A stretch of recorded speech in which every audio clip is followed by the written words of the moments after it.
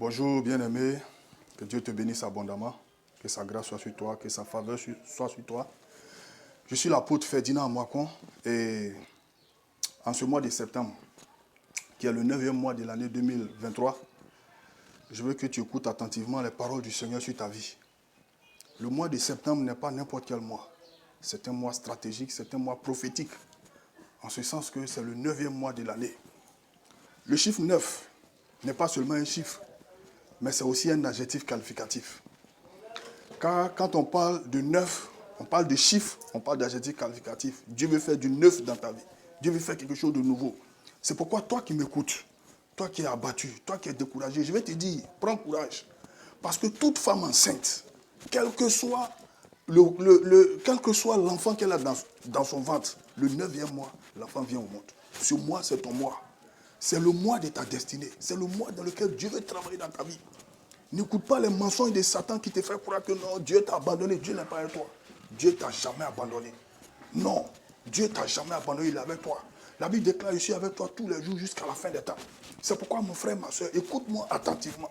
Ne laisse pas le diable te distraire. Ce mois de septembre, c'est ton mois. C'est ton mois.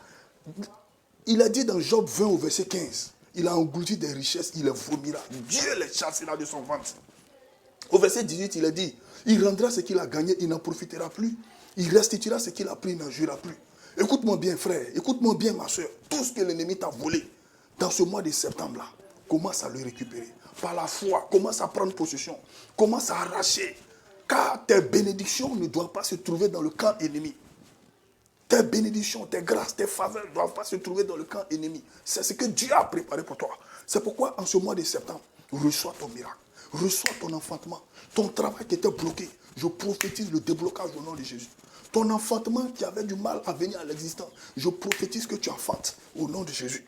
Tes finances qui étaient bloquées, les gens t'ont fait des promesses, ça ne vient pas. Dans ce mois de septembre, prépare-toi, arme-toi de courage, aie un moral d'acier. Parce que l'objectif de l'ennemi, c'est de te démoraliser. Lève-toi en prière. Lève-toi. La Bible déclare, lève-toi, sois éclairé, car ta lumière arrive. C'est vrai, Dieu a des projets pour toi, Dieu a des plans pour toi. Il y a des choses que Dieu veut accomplir dans ta vie. Mais tant que tu dors, mon ami, les promesses de Dieu ne peuvent pas s'accomplir dans ta vie. Tant que tu dors, le plan de Dieu ne peut pas se réaliser. Tant que tu dors, la Bible déclare dans Matthieu chapitre 15 au verset 13. On dit le semeur sema une bonne semence dans son champ. Mais pendant que les gens dormaient, son ennemi vint, sema délivrait parmi le blé et s'en alla. Chaque fois que tu dors, c'est une occasion pour Satan de s'aimer quelque chose de négatif, de s'aimer la pauvreté, de s'aimer la maladie, de s'aimer la défaite, de s'aimer l'échec. Écoute-moi bien. Si tu regardes attentivement, tu vas voir que tout ce que tu vis comme situation est arrivé à quel moment? À un moment où tu dormais, à un moment où tu t'es découragé, à un moment où tu as baissé les bras, à un moment où tu as commencé à écouter les paroles des gens, à un moment où tu as commencé à te focaliser sur les hommes et non sur Dieu. Dans le livre des Psaumes, David déclare, quand on tourne vers lui les regards, on est rayonnant de joie et le visage ne se couvre pas de honte. C'est pourquoi ce mois de septembre, je te demande, mon frère, toi qui priais 30 minutes, qui priais, comme on appelle 15 minutes, commence à prier 1 heure, commence à prier 2 heures, commence à prier 3 heures, commence à faire des veilles de prière, toi seul, de minuit à 5 heures. Je t'assure, avant la fin de ce mois, frère, tu vas rendre témoignage. La Bible déclare, en Jean 14, verset 12, il dit, depuis le temps de Jean-Baptiste, Matthieu chapitre 11 au verset 12. Il dit, depuis le temps de Jean-Baptiste, le royaume des cieux est forcé. Et c'est les violents qui s'emparent. Canaan n'est pas pour les paresseux. Canaan n'est pas pour les faiblards. Canaan n'est pas pour ceux qui attendent qu'on prie pour eux.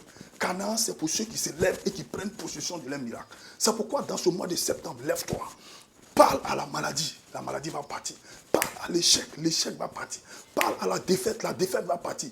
Parle à la pauvreté, ta situation va changer. Écoute-moi. N'écoute pas les gens qui te disent non, la dîme c'est du passé, les semences c'est passé.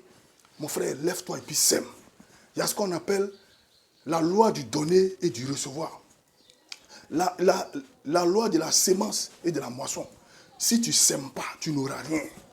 Tu prends une terre, on te donne un terrain, une forêt. Tu as défriché le terrain, tu as brûlé les mauvaises herbes, tu as nettoyé, tu as enlevé les cailloux, tout. Mais tu n'as rien sémé dedans. Mon ami, l'année prochaine, viens voir. Les mauvaises herbes ont poussé dans le champ. C'est pourquoi tu dois t'élever. Tu dois renouveler ta mentalité. Tu dois renouveler. La Bible déclare en Romains chapitre 12. Romains chapitre 12. La parole de Dieu nous dit quoi? Dans ce passage-là, Il dit, ne vous conformez pas à ce siècle présent, mais soyez transformés par le renouvellement de l'intelligence. Frère, il faut que tu changes ta mentalité. Dieu veut aller loin avec toi. Dieu veut progresser avec toi.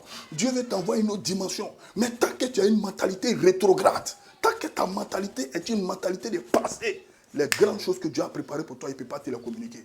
C'est pourquoi je prophétise sur toi que Dieu te donne un mental d'acier, que Dieu te donne le moral de David, que Dieu te donne la force de Samson, que Dieu te donne la sagesse de Salomon, que Dieu étende tes limites, que Dieu te fasse passer de zéro à héros, mon ami. Que tout retard dans ta vie soit rattrapé au nom de Jésus. Que toute pauvreté dans ta vie soit changée en prospérité. Que toute maladie disparaisse et que Dieu te communique la prospérité. Que tout échec, toute défaite soit transformé en succès, en réussite dans ta vie au nom de Jésus-Christ. Sois béni de la part de l'apôtre Ferdinand Moakon. Au nom de Jésus-Christ Nazareth que j'ai prié. Amen.